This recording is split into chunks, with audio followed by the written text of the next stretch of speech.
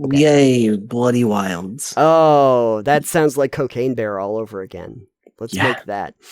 I want I'm going to make my next druid be a cocaine bear. Yeah, I want my druid to just be Cocaine Bear now. And since you can pick their appearance, yeah, it's just You got can this do it! white line underneath Just his a nose. white line underneath it. Perfect. Let's do that. Okay, so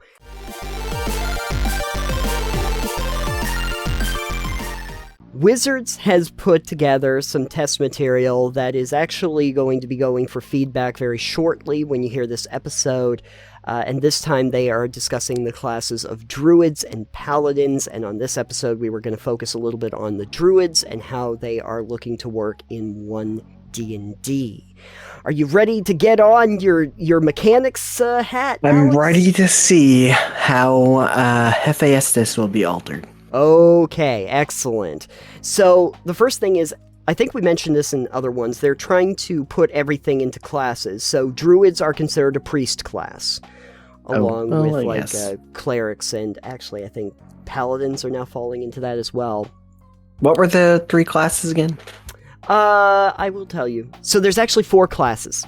Okay, so there's the experts. So those are the bards, rangers, and rogues. Those are like the polymaths. They get expertise. You have mages, so that's the sorcerers, warlocks, and wizards. Priests, that's the clerics, druids, and paladins. And then you have the warriors, barbarians, fighters, and monks. Essentially like specialization things for roles that you might perform. Yes. But anyway, your base druid is getting 1d8 per druid level for hit dice. That's normal. Constitutions are all pretty much the same. Your proficiencies are going to be intelligence and wisdom saving throws, and you get to choose 2 skills. So like arcana, animal handling, insight, medicine, nature, you know the stuff. You can use simple weapons, and you have herbalism kit as a tool proficiency. Yes. And you get your quarterstaff essentially, and your leather armor, and you're off to the races for the most part. Yeah, I assume the equipment kit is based on if you're taking that, so. So this is something true of like all of the classes that they've been showing. Either you can take the initial loadout that they give you, or you can forgo it all and you can just take this 50 gold pieces and spend it on whatever equipment that you want. So depending on what you're doing for a druid, 50 gold might be better along the way for you. I think that's a good framing, though, too, for players that are either new to the hobby or returning, because I think a lot of new people would just look at it and kind of go, I'll just take the basic loadout because I don't know what I'm doing. But if you're experienced, you now also have an option. Level 1. Here we go. Channel Nature. Okay. Magic of nature infuses you. Tapping into the power, you can create various magical effects. You start with 1 that you might be aware of, Wild Shape. Which is described below, although I will tell you, Wild Shape is going to sound very different than what it was before when I get into this. Other druid effects features include additional Channel Nature effect, which you can use Channel Nature twice. Each time you use it, you can choose an effect to create from among the classes that you have. We'll get into that in a minute, but let's talk about Wild Shape, because I think that this is very interesting. It is a big class feature for Circle of the Moon Druids. Well, now it's just a big class thing for Druids as a general feature. And in 3rd edition, it was a thing for Druids in general as well. Yes. And I think Circle of the Moon is also the subclass that they give here, so we'll be able to get into that. But Wild Shape. Okay, so here's how Wild Shape is written in the test material. As a magic action, so an action you take, you transform into a form that you have learned for this feature. You start knowing 1 form, Animal of the Land, which is detailed in the Wild Shape section later in the class description. You stay in... I assume Animal of the Land means a creature that does not have a fly or swim speed. We'll find out. That's something that we're going to look at, but it's a good question to ask. You stay in that form for a number of hours equal to half your druid level, or until you use Wild Shape again, have the incapacitated condition, or die. You can also end Wild Shape early as a bonus action. That is standard to the current rules for Wild Shape. It is your druid level, half your druid level rounded up to the closest hour. Okay. Now, while in this form, Its game statistics replace yours, and your ability to handle objects is determined by the form's limbs rather than your own. You retain your personality, memories, ability to speak in wild shape.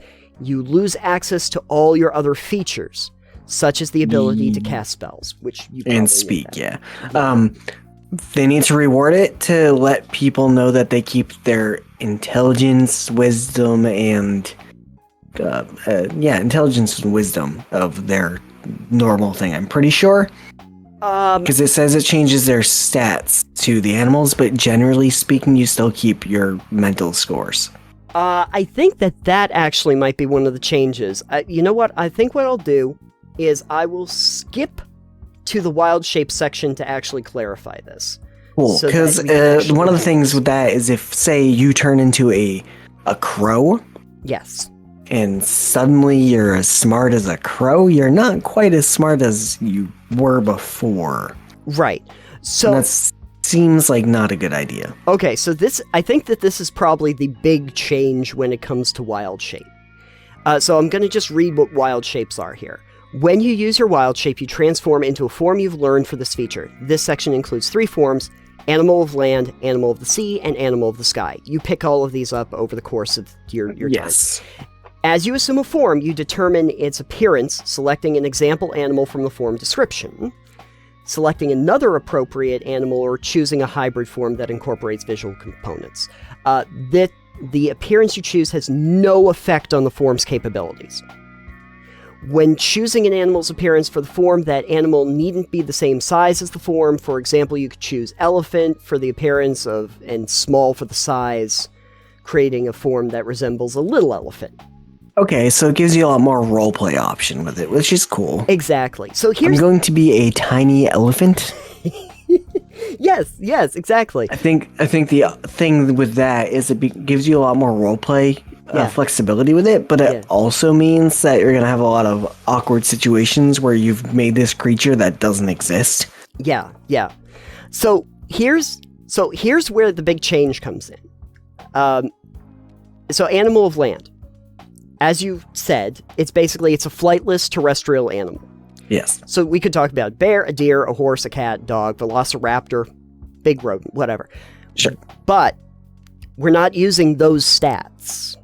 While in this form, you use the animal of the land stat block. So there's a specific stat block here that is specifically for animal of the land. You use that stat block. So you have armor class, which is 10 plus your wisdom modifier. Hit points, you continue to use your hit points and hit dice. And you have a 40-foot speed for climbing and for running. And you have... The hit dice is different, because usually it was the animal's hit dice. Right. So your strength and dexterity are now equal to your wisdom score. Your con, intelligence, wisdom, and charisma use your scores. So your your strength and dexterity basically go up to whatever your wisdom score is, because I'm pretty sure it's high. Or down. Or down if you're bad at wisdom as a druid.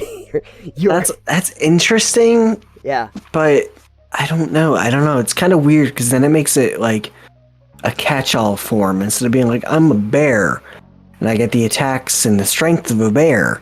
It's just like, I'm a tiny elephant. Yeah, it doesn't really matter what your form looks like. It's that you are the animal of the land. So it's this stat block. Please go on, though. Yeah, no. So you're going to get dark vision to 60 feet. Languages are just languages that you know, and your proficiency bonus is just equal to yours. Keen senses, you got that for perception checks. And you get an action. 2 actions, actually. Bestial Strike, which is your spell attack modifier is used to hit. Okay. And then you get 1 target, reach of 5 feet, a 1d8 plus your wisdom modifier in either bludgeoning, piercing, or slashing damage. You get to choose. That's neat. And then you get a multi-attack where you get to make it, if you're 5th level or higher, you get to make 2 bestial strikes. That's essentially just a fighter getting the extra attack, so that makes sense. Right, exactly. I guess while I'm here, I might as well tell you a little bit of Animal of the Sea and Sky, because... So those ones are animals that would have fly speeds or animals that would have swim speeds. Right. Wild shape as is now, that is based on the level you are, and you gain abilities that transform into animals that have swim or burrow or fly speeds as you increase in level. Yeah. For the most part, the Animal of the Sea and Animal of the Sky are very similar stat blocks, except, of course, their functionality, where the Animal of the Sea has a swim speed of 40 feet, and your Animal of the Sky has a fly speed of 40 feet. The only other big thing is that you no longer get strength equal to your wisdom score, you just use your score for strength. But your dexterity still equals your wisdom while you're in that. You still get bestial strikes, of varying degrees. The Animal of the Sky only has a 1d4 for a hit, and your Beast of the Sea only has 1d6, so they might not hit as hard, but, you know, you can at least go underwater as an Animal of the Sea, and you can fly. Does Animal of the Sea get any kind of breathing? It's amphibious, so you can breathe air and water. Does it have a duration for it? Oh, it's amphibious, so it can breathe both. Doesn't matter. Then. Yeah, it can breathe. It can breathe both. So the only thing that is limiting is how long you can be in that form. Okay. Basically, and Animal of the Sky also gets flyby, so you don't provoke opportunity attacks when you fly out of reach of an enemy. So there you go. There's a fun thing. Just keep pecking. Just keep pecking as a pteranodon or something. So that's the big thing I think changes with the druid, is that you're not taking the stat blocks of individual animals. You're taking this specific stat block for your animal of the land or sea. Yeah, it's interesting. I don't know how other players and DMs and people are going to react to that specifically, or have reacted to it. It's interesting. Like, it makes it a lot less optimized for, hey, I'm going to play a bear. Yeah. It lets you have a lot more roleplay opportunities, but it also feels kind of bland at the same time to me. Right, because no matter what form you take, it's going to have the same functionality. Right, whereas before I could say, hey, I'm going to be a spider. And you're going to have specific spider abilities. Right, like I'd either have a poison, or I could climb on the walls, and sticky feet, Yeah. And this means that I wouldn't be able to do that. Right, because it's not specifically in there, so you could take the form of a spider, but it doesn't magically make you be able to. Right, unless your GM says, yeah, no, spiders can climb walls, ants can climb walls, you can do that. Right. But in the rules as written, yeah, it's not specific to that. Although the Beast of the Land does have an inherent climb speed. So there is some climbing ability regardless. Sure, climb speed doesn't necessarily mean sticking to the walls. Stick on the walls, right? Exactly. A lot of this is probably stuff you already know, like at first level you're going to have Druidic. So you learn the secret language of Druids. Spellcasting. So out of the gate, in similar fashion to some of the other spellcasters, you can prepare 2 0-level spells and 2 first-level spells of your choice from the primal spell list. Out of the gate, they usually have you have Cure Wounds, Druidcraft, Produce Flames, and Thunderwave. Yeah, so, good spells, so. Yeah, those are good spells. You might as well take them. Second level, you get Nature's Aid. So you learn 2 ways to use your channel nature. Healing Blossom and Wild Companion. Healing Blossom is as a magic action, you channel healing energy that appears as blooming flowers. Choose a point within 30 feet of yourself, and spectral flowers appear for a moment in a 10-foot radius sphere, centered on that point. Then roll a number of d4s equal to your wisdom modifier, and add the dice together. The total is the number of hit points you can distribute to the creatures in that sphere.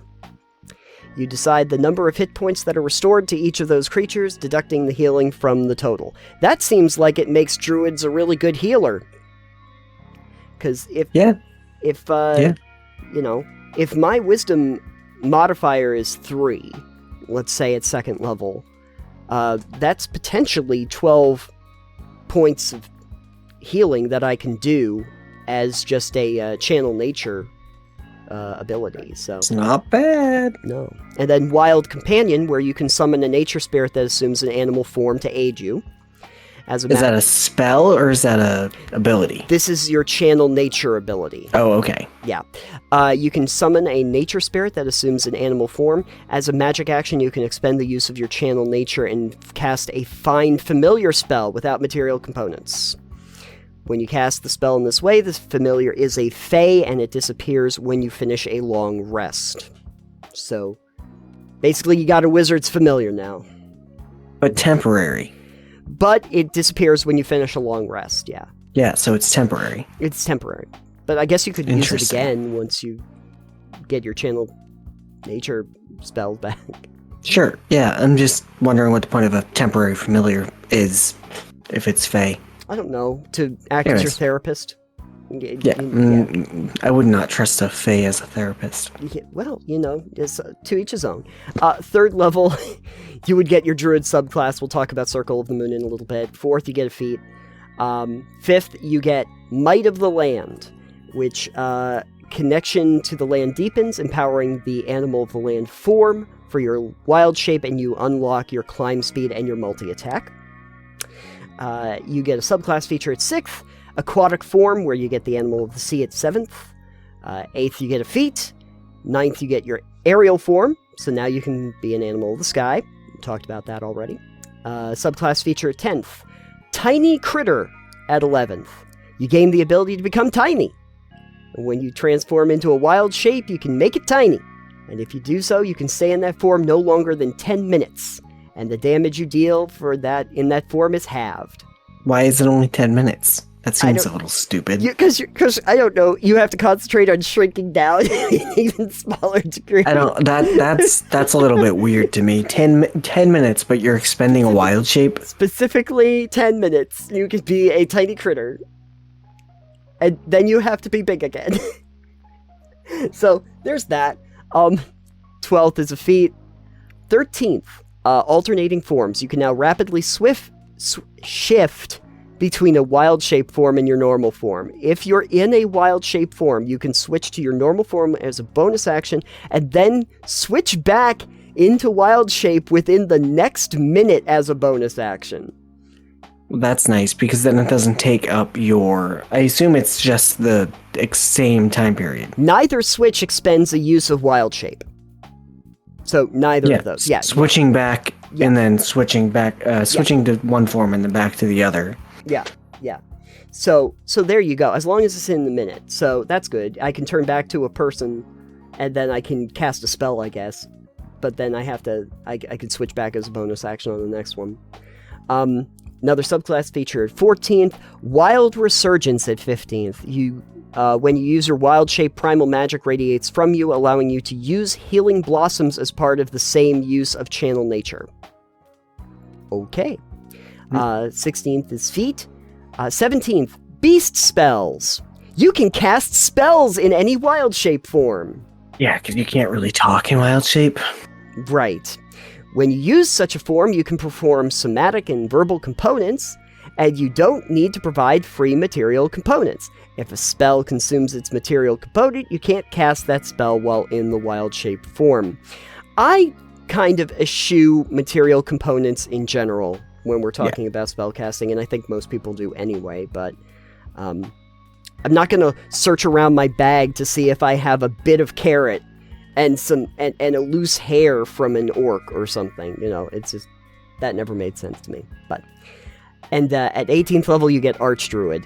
So whenever you roll initiative, you regain one use. Yeah. Whenever you become an initiate, whenever you roll initiative, you regain one use of your channel nature.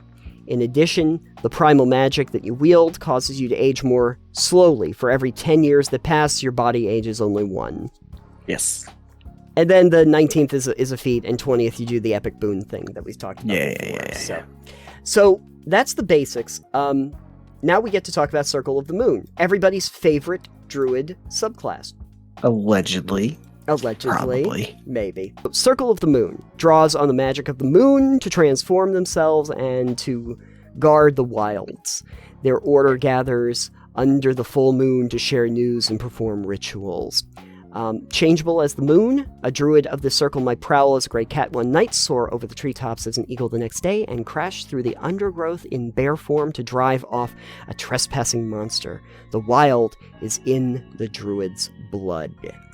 Yay, bloody wilds. Oh, that sounds like Cocaine Bear all over again.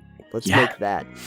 I'm going to make my next druid be a cocaine bear. Yeah, I want my druid to just be Cocaine Bear now. And since you can pick their appearance, it's just you got this do it. white line underneath just his a nose. White line underneath it. Perfect. Let's do that. Okay, so level 3, you get Combat Wild Shape. You have learned magical techniques that allow you to transform quickly and to channel magical protection while transformed, giving you these benefits.